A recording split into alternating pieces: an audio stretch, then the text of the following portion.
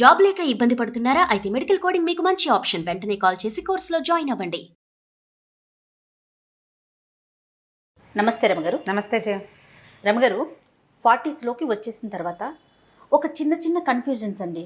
ఎలా అంటే కొంతమంది ఏమో చాలా అంటే అప్పటి వరకు ఉన్నవన్నీ వదిలేస్తారు. మనం ఏదో పెద్ద తరహా వచ్చేసింది, 40లోకి వచ్చేసాం కదా అనే ఒక ఫీల్లో ఒక మంచి చీర కట్టుకోవటం కానీ, అంటే కలర్ఫుల్గా కనిపించకపోవటం, డల్నెస్లోకి వచ్చేస్తారు కొంతమంది.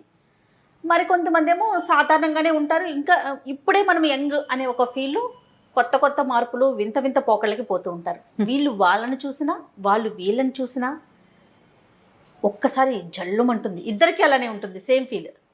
అసలు ఎలా ఉండాలి 40స్లోకి వచ్చాక? ఇవి ఒక జర్క్ వస్తుంది జయ. ఈ 40s వీళ్ళకి ఆడపిల్లలు ఉన్నారనుకో, ఆడపిల్లలు ఉంటే పిల్లలు పెరిగిపోతారు. అవునవును. ఆడపిల్లలు 13, 14 వచ్చేసరికి తల్లంత సైజులోకి వచ్చేస్తారు ఇంచుమించుగా. అమ్మ డ్రెస్సులన్నీ వేసేసుకుంటారు, అమ్మ నగలు పెట్టేసుకుంటారు, అమ్మ చీరలు కట్టేసుకుంటారు. దాంతో తల్లులకి ఏమనిపిస్తుంది అంటే తమకి కొంచెం ఓల్డ్ అయ్యామని అనిపిస్తూ ఉంటుంది. దాని తోడు చుట్టుపక్కల ఉంటారు, లేకపోతే భర్తలు కూడా ఇంకా పిల్లని ఎంత అయింది నీకెందుకు వేషం అలాంటి. వీళ్ళకు కూడా కొంచెం ఆడపిల్లలకి కాస్త ఏమైనా బంగారం కొనాలని, దానికే చీరలు కొనాలని, చీరలు ఇప్పటి నుంచి కొని పెట్టాలని, ఇద్దరు ముగ్గురు తోడుకోడళ్ళు ఆడపడుచులు కజిన్స్ దగ్గరగా ఉన్నారనుకో, మనకెందుకు పిల్లకి ఇలాంటి ధోరణిలోకి వచ్చి ఒక 42, 43, 44 వచ్చేసరికల్లా వీళ్ళు పెద్ద పెద్ద ఇయర్ రింగ్స్ మానేస్తారు. తర్వాత ఏమో కొంచెం పల్చటి చీరలు మానేస్తారు, కాస్త ఫిగర్ హగ్గింగ్గా దగ్గరగా ఉండే డ్రెస్సులు మానేస్తారు, చెప్పుల దగ్గర నుంచి మార్చేసుకుంటారు జయ. చెప్పుల దగ్గర నుంచి ఓల్డ్ స్టైల్లోకి వచ్చేస్తారు. బాగానే ఉంటుంది. ఇలా నడుస్తుంటే కొంతకాలం నడుస్తుంది. సడన్గా వీళ్ళకు ఒకరోజు వాళ్ళ క్లాస్మేట్ కనిపిస్తుంది. ఈ క్లాస్మేట్ మన ఈ మధ్య ఎవరో చక్కటి అందమైన సింగర్లాగా, నాజుగ్గా, చిన్నగా బొమ్మలాగా ఉండి చక్కగా ఏదో మంచి డ్రెస్ వేసుకుని టింగురంగా మనకు అనిపించింది అనుకో, కడుపులో మండిపోతుంది. ఎంత కష్టంగా ఉంటుందంటే ఆ వచ్చింది ఊరుకోకుండా ఏమిటో ఇలా తయారయ్యామంటుంది అనేసరికి చాలా దుగ్ధగా ఉంటుంది. అది కరెక్టో నేను కరెక్టో అర్థం కాదు. అలాగే ఉండాలా, ఇప్పుడే కదా మనం జీవించాలి అన్నట్టుగా ఉండాలా, లేకపోతే ఇట్లా కొంచెం పెద్ద మనిషి తరహాగా అని మనం అనుకుంటున్నాం కదా, ఈ తరహాలో ఉండాలా, మనకి ఎప్పటికీ అర్థం కాదు. అయితే రమ్మగారు, ఉద్యోగాలు చేసే మహిళలను తీసుకుందాము. కనీసం ఒక 25, 30 లోపు పెళ్ళయింది అనుకుందాం. 30 నుంచి 40 లోపు పిల్లలు పుట్టడం, మళ్ళీ మన బాడీ మనకి వచ్చే అవకాశాలు రావటం, 1, 2 డెలివరీస్, ఈ కార్యక్రమాలన్నీ అయిపోతాయి కదా. 40 దగ్గర పడుతున్న దగ్గర నుంచే మన ఫిగర్ మీద మనం కాన్సన్ట్రేట్ చేయగలుగుతాం. ఎవరు ఉద్యోగాలు చేసే మహిళల సంగతి నేను చెప్తున్నా. అలాంటప్పుడు వాళ్ళకి ఎలాంటి ఆలోచన ఉంటుందంటే, జనరల్గా సరే ఒక 10 ఏళ్ళు వెనక్కి వెళ్ళిపోయింది కెరీర్ మొత్తం, మళ్ళీ మనం రీస్టార్ట్ చేస్తున్నాం, మళ్ళీ మనం నలుగురిలోకి వెళ్తున్నాం, ఉరుకులు పరుగులు పెట్టాలి, అందులో భాగంగా మనం కూడా ఫిట్గా ఉండాలి అనే ఆలోచన వచ్చేస్తుంది. ఇప్పుడు ఫిట్ సరే, ఫిట్తో పాటుగా అన్ని మార్పులు చేర్పులు చేస్తుంటారు. చేస్తున్న ఉద్యోగాన్ని బట్టి కావచ్చు, లేకుంటే తిరిగే పరిస్థితులను బట్టి కావచ్చు. ఎందుకంటే ఒక 10 ఏళ్ళు వెనక్కి వెళ్ళిపోయాం కదా అనే ఆలోచన సహజంగా ఉంటుంది. ఇలాంటప్పుడు ఎవరైతే ఇంట్లో ఉంటారో వాళ్ళకి కనిపించినప్పుడు వాళ్ళకి మీరు అన్నట్లుగా నేను తప్ప వాళ్ళు కరెక్టా అనే ఆలోచన వచ్చేస్తుందేమో, బహుశా వస్తుంది కదా. అంతే. అయితే ఏంటంటే ఇప్పుడు ఏజ్ తోటి పెద్ద ఆలోచన చేయకూడదు ఈ రోజుల్లో. ప్రస్తుత సమాజం ఎట్లా ఉందంటే, ఇప్పుడు ఏజ్ తోటి సంబంధం లేకుండా నువ్వు గౌన్ వేసుకుని తిరగమని చెప్పరు ఎవరు. చిన్నపిల్లలాగా ఫ్రాక్ వేసుకుని తిరగలేము. కాకపోతే ఈ రోజులకు తగినట్టుగా ఎంతో కొంత మనం స్టైలిష్గా ఉండొచ్చు. దానివల్ల ఏంటంటే ఇప్పుడు ఈ ఏమంటారంటే మిడ్ లైఫ్ క్రైసిస్, నడి వయసులో వచ్చే ఇబ్బందులు, ఇవి శారీరకమైన ఇబ్బందులు 50 దగ్గర పడేసరికి వస్తాయి. 40లో వచ్చేది ఏంటంటే మానసికమైన అశాంతి, ప్రశాంతత కోల్పోతారు జయ. ఏ విషయాలకంటారు?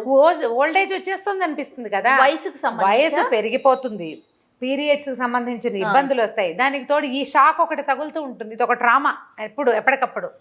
వాళ్ళు ఎంగగా కనపడుతున్నారు, నేను ఎందుకు కనపట్టలేదు, రకరకాల భయాలు వచ్చేస్తాయి.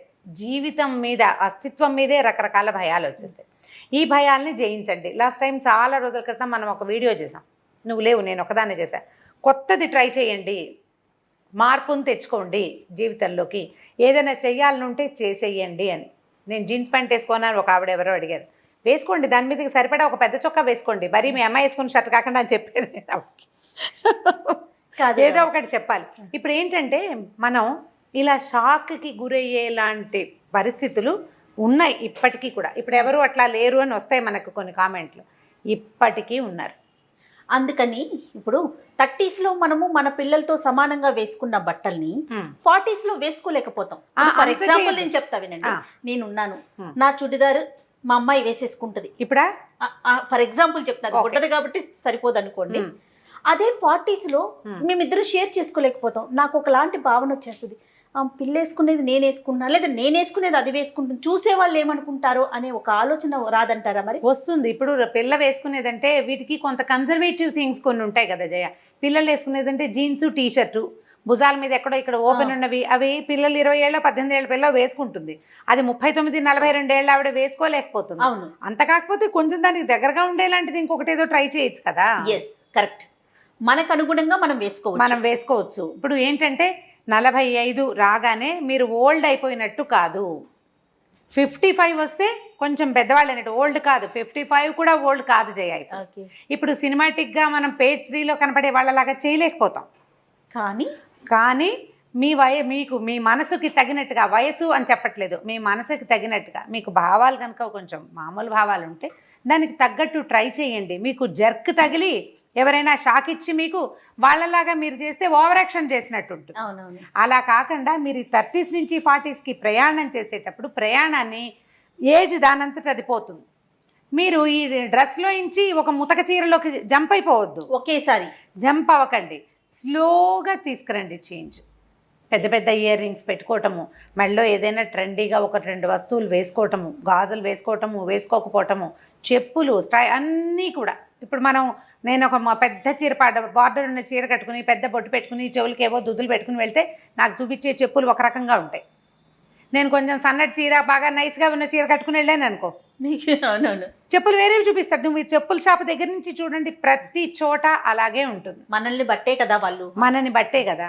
ఒకవేళ ఇలాంటి జర్క్ కనుక మీరు తగిలితే ఒకేసారి వాళ్ళ దాకా వెళ్ళిపోకుండా మీ నుంచి మీరు కొంచెం వెనక్కి రండి. ప్రధానమైంది, చాలా ముఖ్యమైనది మనసు. నాగేశ్వరరావు గారు ఎప్పుడు చెప్తుంటారు, బహుశా వినే ఉంటారు మీరు, ప్రతి ప్రసంగంలో ఆయన ఇదే మాట చెప్తారు. 70sలో కూడా ఇదే మాట రమ్మగారు, వయసు వచ్చింది నా శరీరానికి, మనసుకు కాదు అంతే. పదే ఈ మాట నాకు ఎంత గుర్తో. మనసు అది కదా ప్రధానం. ఇప్పుడు జర్క్ తినేది శరీరం కాదు, మనసే. ఎవరినైనా చూడంగానే జర్క్ అయిపో, మనం ఒకేసారి బెంగ వచ్చేస్తుంది మన మీద. మనకి ఇదేంట్రా దేవుడా వీళ్ళు ఇంత బాగున్నారు, నేనేమిటి ఇలా ముసలం అయిపోయానండి. సడన్గా మీరు మేకప్ మార్చేస్తే వెగటుగా ఉంటుంది. అందుకని జర్క్ తీసుకోవద్దు, జర్కుల్లోకి వెళ్ళకండి. హుందా అయిన ప్రవర్తనతోటి ఉండండి. ఈ ఏజ్కి నేను ఇలాగే బిహేవ్ చేయాలి అనే ధోరణికి అందులోంచి బయటకు వచ్చేయండి. ఈరోజు అట్లా లేదు, అందుకని ఇప్పటి వేషాలు కూడా వేయకూడదు. ఆ మాట ముందే చెప్పాను, హుందాగా అని చెప్పాను, ఆ పదం చెప్పాను కదా. ఇప్పుడు దీంట్లో హుందా ఎంత హుందాగా అనేది that's up to you.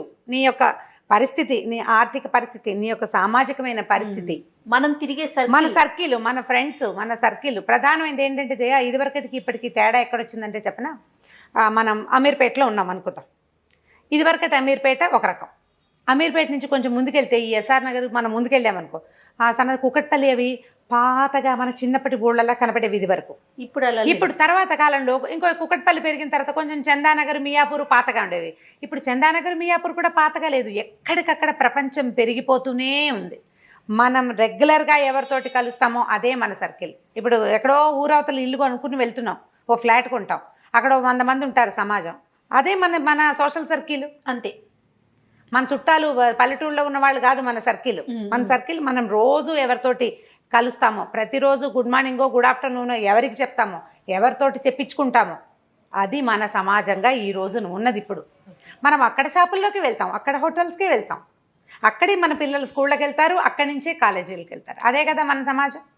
So చిన్న ఆ పెద్ద గుంపుల నుంచి విడిపోయాం, ఈ చిన్న గుంపులో కొత్త గ్రూప్ తయారవుతుంది. వాళ్ళంతా కాకపోయినా మీరు వెనకబడి ఉన్నానని మీకు అనిపిస్తే, ఇది నేను అందరినీ ఈ పని చేయమంటున్నానని మీరు ఎంకరేజ్ చేస్తున్నానని భావించద్దు. ఆ తరహా ప్రశ్నలు కూడా తీసుకురావద్దు. వెనకబడి ఉన్నామేమో అన్న భావనతోటి దిగులుబడి డిప్రెషన్కి లోనయ్యి మీరు బాధపడి ఇంట్లో వాళ్ళని బాధ పెట్టకండి. వెనకబడి ఉన్నామనిపిస్తే పెద్ద స్టెప్పులు తీయద్దు, 1 స్టెప్ తోటి ముందుకెళ్ళండి. ఏదైనా సరే ఒక స్టెప్, స్లోగా స్టెప్స్లో, బేబీ స్టెప్స్లో నుంచి పెద్ద స్టెప్పులు వెళ్ళండి నిదానంగా. ప్రధానమైనది జర్క్స్ తీసుకోవద్దు. మిడ్ లైఫ్లో జర్కులు చాలా ప్రమాదకరం. దానివల్ల విపరీతమైన డిప్రెషన్స్ వస్తాయి.